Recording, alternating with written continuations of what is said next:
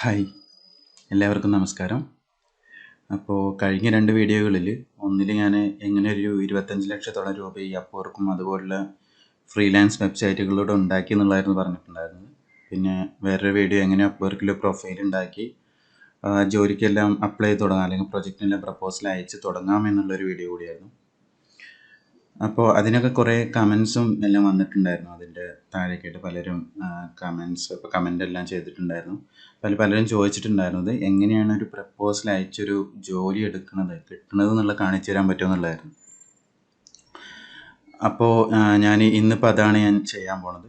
അപ്പോൾ ഞാൻ എന്താ ചെയ്യണമെന്ന് വെച്ചാൽ, എനിക്കിപ്പോൾ എൻ്റെ ഞാൻ അവസാനമായിട്ട് കംപ്ലീറ്റ് ചെയ്ത പ്രൊജക്റ്റിൻ്റെ ഡീറ്റെയിൽസ് എടുത്ത് ഞാൻ കാണിക്കാം. എന്താണ് ഞാൻ പ്രപ്പോസൽ അയച്ചത്, എങ്ങനെയാണ് ആ ഒരു ജോലി കിട്ടിയത് എന്നുള്ള ഡീറ്റെയിൽസ്, അതിൻ്റെ എങ്ങനെയാണ് അതിലോട്ട് എത്തിയത് എന്നുള്ള ആ ഒരു ഡീറ്റെയിൽസ് ഞാൻ കാണിച്ചു തരാം.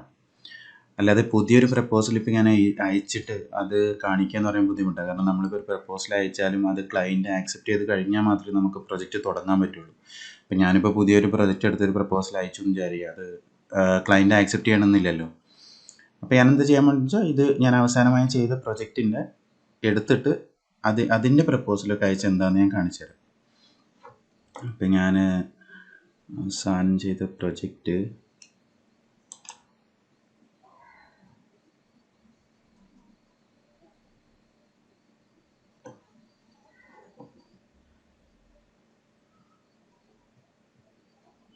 ഓക്കെ, ഇതാണ് ഞാൻ അവസാനം ചെയ്ത പ്രൊജക്റ്റ്. അപ്പോൾ ഇതിൽ ഞാൻ ഇത് ഫെബ്രുവരി 16 തുടങ്ങി ഓഗസ്റ്റ് 19 ഞാൻ കംപ്ലീറ്റ് ചെയ്തു. ഇതിൽ $3625 എനിക്ക് കിട്ടിയിട്ടുണ്ട്. ഇത് analog digital sensor and alarm device അതായിരുന്നു പ്രൊജക്റ്റ് ഉണ്ടായിരുന്നത്. എൻ്റെ ഫീഡ്ബാക്ക് എല്ലാം കിട്ടിയിട്ടുണ്ട്. അപ്പോൾ ഇതിൻ്റെ ഡീറ്റെയിൽസ് ഞാൻ കാണിച്ചു തരാം.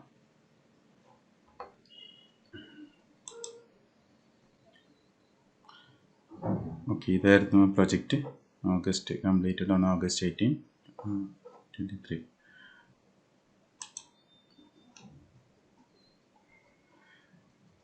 അപ്പോൾ ആദ്യം എന്തായിരുന്നു പ്രൊജക്റ്റ് റിക്വയർമെൻ്റ് എന്നുള്ളത് നമുക്കൊന്ന് കാണിച്ചു തരാം.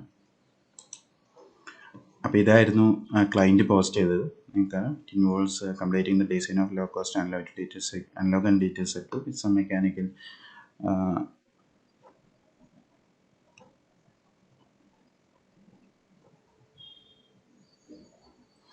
അതായത് ഇതൊരു ചെറിയൊരു ഡിവൈസ് ആയിരുന്നു. ആ ഡിവൈസ് നമുക്ക് പ്ലഗിൽ കുത്തി ഉപയോഗിക്കാൻ പറ്റുന്ന ഡിവൈസ്. അതിൽ ഒരു വൈബ്രേഷൻ വരുമ്പോൾ അത് ഡിറ്റക്റ്റ് ചെയ്യണം. ഡിറ്റക്റ്റ് ചെയ്തൊരു ഡാറ്റ എടുത്ത് സെർവറിലോട്ട് അയക്കണം. ഇതായിരുന്നു അതിൻ്റെ ഒരു റിക്വയർമെൻറ്റ് ഉണ്ടായിരുന്നു. ഇതിൽ കുറച്ച് റിക്വയർമെൻറ്റ് കൂടി ഉണ്ട്. കാരണം ആ ഒരു ഡിവൈസിൻ്റെ വില എന്ന് പറയുമ്പോൾ $1 കുറയണം, ഇങ്ങനെ കുറച്ച് റിക്വയർമെൻറ്റ് കൂടി ഉണ്ടായിരുന്നു. അത് ഇതിലില്ല.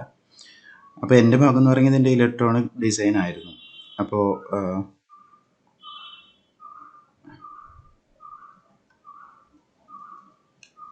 ഓക്കെ, അപ്പോൾ ഇതിൽ ഞാൻ അയച്ച പ്രപ്പോസൽ ഞാൻ കാണിച്ചു തരാം.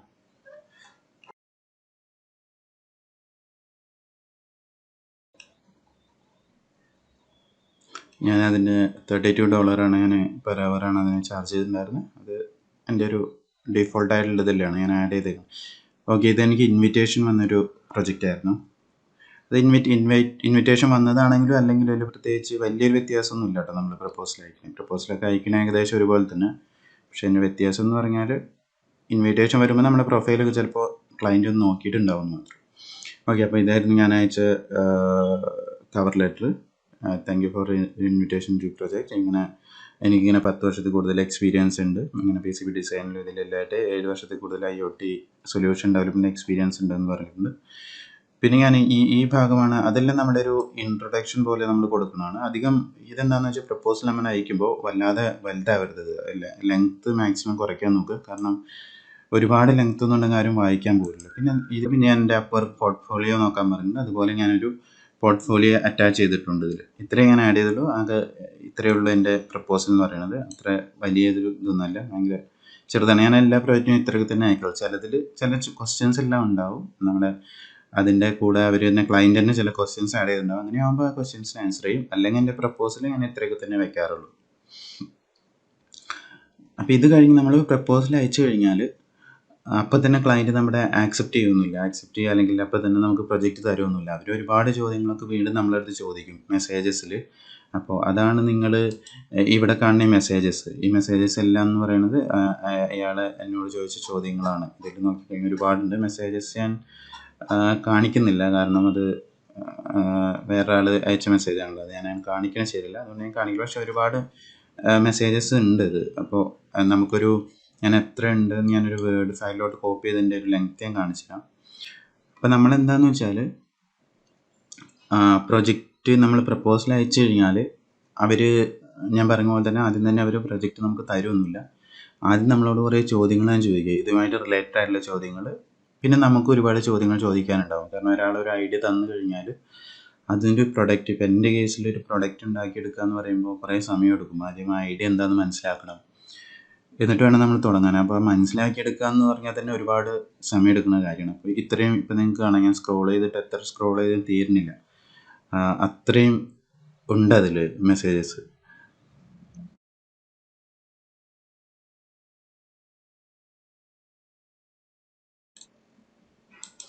ഓക്കെ, ഞാനിപ്പോൾ മെസ്സേജസിലൊരു വേർഡ് ഫയലിലോട്ട് കോപ്പി ചെയ്തിട്ട് എത്ര ലെങ്ത് ഉണ്ടെന്ന് നിങ്ങൾക്ക് ഞാൻ കാണിച്ചു തരാം.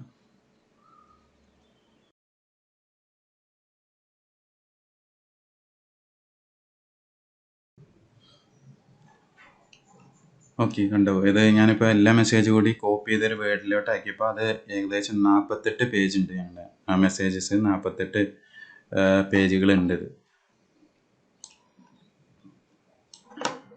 ഞാനത് എത്രയുണ്ടെന്ന് മനസ്സിലാകാൻ വേണ്ടി കാണിച്ചു എന്നുള്ളൂ. അപ്പോൾ അത്രയുണ്ട്. 48 പേജൊന്നും ഉണ്ടാവില്ല. അതിൽ കുറേ ഡേറ്റും അതില്ലാതെ ഒരു എന്തായാലും ഒരു 40 പേജൊക്കെ മെസ്സേജസ് ഉണ്ടാവും. എല്ലാ പ്രോജക്റ്റിനും ഇത്രയൊന്നും ഉണ്ടായിക്കോളുന്നില്ല കേട്ടോ. ഇതെന്ന് പറഞ്ഞാൽ അതിൻ്റെ ഇടയ്ക്ക് കുറേ റിക്വയർമെൻറ്റിൽ ചേഞ്ചസ് വന്നു, കുറേ കാര്യങ്ങൾ ആഡ് ചെയ്യാൻ പറഞ്ഞു. അങ്ങനെയൊക്കെ വന്നത് കൊണ്ടാണ് ഇത് ഇത്ര വന്നത്. അല്ലെങ്കിൽ ഇത്രയും മെസ്സേജസുകൾ അതിൽ അല്ലെങ്കിൽ അത്രയൊന്നും നമ്മൾ ഡിസ്കസ് ചെയ്യേണ്ട ആവശ്യമില്ല. ചില പ്രോജക്റ്റിന് ഇത്രയും എന്തായാലും ഡിസ്കഷൻ ഉണ്ടാവും. ഇത് മെസ്സേജസ് മാത്രമല്ല, ടെക്സ്റ്റ് മെസ്സേജ് മാത്രമല്ല, ഇതിൻ്റെ ഇടയ്ക്ക് ഇപ്പോൾ എനിക്കൊരു 2 ആഴ്ച കൂടുമ്പോഴൊക്കെ ഒരു വീഡിയോ കോൾ അല്ലെങ്കിൽ ഒരു വീഡിയോ മീറ്റിംഗ്, ഗൂഗിൾ മീറ്റ് എന്തെങ്കിലും ആയിട്ട് ഉണ്ടാവാറുണ്ട്. അപ്പോൾ അത് ഇതിൻ്റെ കൂടെ വേറെ ഉണ്ടാവും. അപ്പോൾ ഇങ്ങനെയെല്ലാം ഇതിലെല്ലാം നമ്മൾ റെഡി ആയിരിക്കണം. ഒരു പ്രൊജക്റ്റ് അല്ലെങ്കിൽ കുറച്ചൊരു വലിയ പ്രോജക്റ്റ് ആകുമ്പോൾ ഇതിനെല്ലാം നമ്മൾ റെഡി ആയിരിക്കണം. ഇതെല്ലാം ഉണ്ടാവും. ചെറുതാകുമ്പോൾ ചിലപ്പോൾ ഇതൊന്നും ഉണ്ടാവില്ല. കാരണം ഇപ്പോൾ ഒരു $100 $200 അങ്ങനത്തെയൊക്കെ ആകുമ്പോൾ ഇതൊന്നും ഉണ്ടാവില്ല. പക്ഷെ നമ്മളിപ്പോൾ ഇതിപ്പോൾ ഒരു $3600 കുറച്ച് വലിയൊരു പ്രൊജക്റ്റ് ആണല്ലോ. അപ്പോൾ അതിനൊക്കെ നോക്കുമ്പോൾ നമുക്ക് ഇങ്ങനത്തെ എല്ലാം അതിലുണ്ടാവും.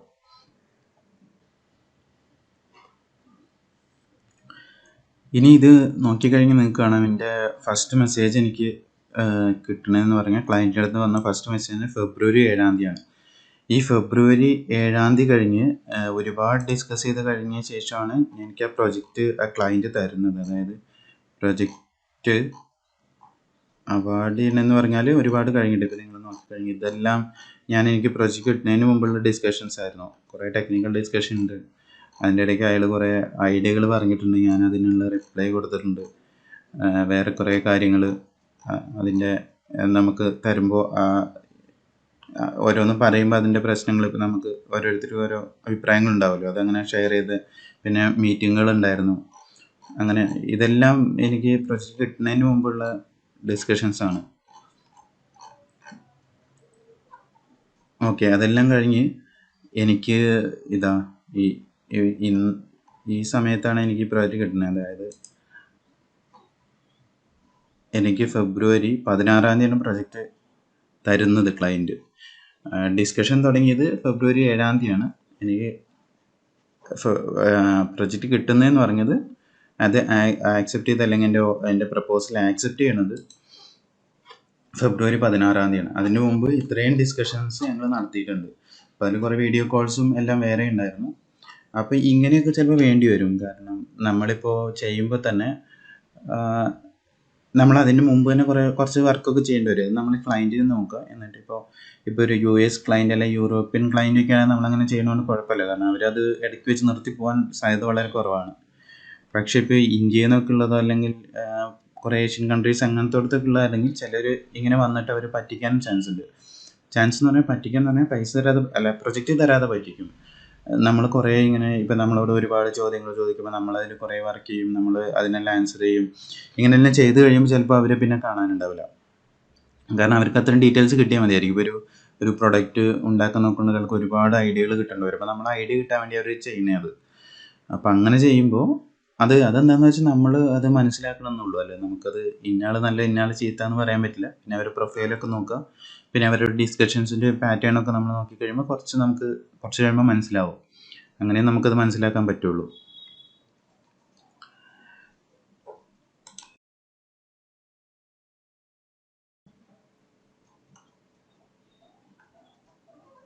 ഓക്കെ, ഇതാണ് എൻ്റെ കോൺട്രാക്റ്റിൻ്റെ പേജ്. ഇതിൽ ടൈം ഷീറ്റ് ഇല്ലാണ്ട് ഇപ്പോൾ എന്ന് പറഞ്ഞാൽ ടൈമൊന്നും ഇന്ന് കിട്ടാൻ കുറച്ച് ബുദ്ധിമുട്ടാണ്. അത് ടൈമൊന്നും ആഡ് ചെയ്യാത്തതുകൊണ്ടാണ്. അല്ലെങ്കിൽ നമ്മൾ അവർലി പ്രൊജക്റ്റുകളാകുമ്പോൾ നമ്മൾ ടൈം ആഡ് ചെയ്തിട്ട് സബ്മിറ്റ് ചെയ്യണം. അപ്പോഴാണ് നമുക്ക് പേയ്മെൻറ്റ് വരിക. അതിനെക്കുറിച്ചൊക്കെ ഡീറ്റെയിൽസ് ഞാൻ വേറൊരു വീഡിയോയിൽ ആഡ് ചെയ്യാം. എങ്ങനെയാണ് ടൈം ആഡ് ചെയ്യുന്നത്, അല്ലെങ്കിൽ ഫിക്സഡ് പ്രൊജക്റ്റും മറ്റ് അവർലി പ്രൊജക്റ്റൊക്കെ ആകുമ്പോൾ അതിൻ്റെ ഒരു ഇതെല്ലാം ഞാൻ വേറൊരു വീഡിയോയിൽ പറയാം. അല്ലെങ്കിൽ ഈ വീഡിയോ ഭയങ്കര ലെങ്തി ആയി പോകും. അപ്പോൾ അതുകൊണ്ട് ഞാനിവിടെ നിർത്തുകയാണ് ഇപ്പോൾ. അപ്പോൾ നിങ്ങൾക്ക് ഇങ്ങനത്തെ വീഡിയോകളെല്ലാം ഇഷ്ടമാണെങ്കിൽ നിങ്ങളൊരു ഫ്രീലാൻസറൊക്കെ ആവാൻ നോക്കുന്നുണ്ടെങ്കിൽ സബ്സ്ക്രൈബ് ചെയ്യുക, പിന്നെ ലൈക്ക് ഷെയർ എല്ലാം ചെയ്യുക.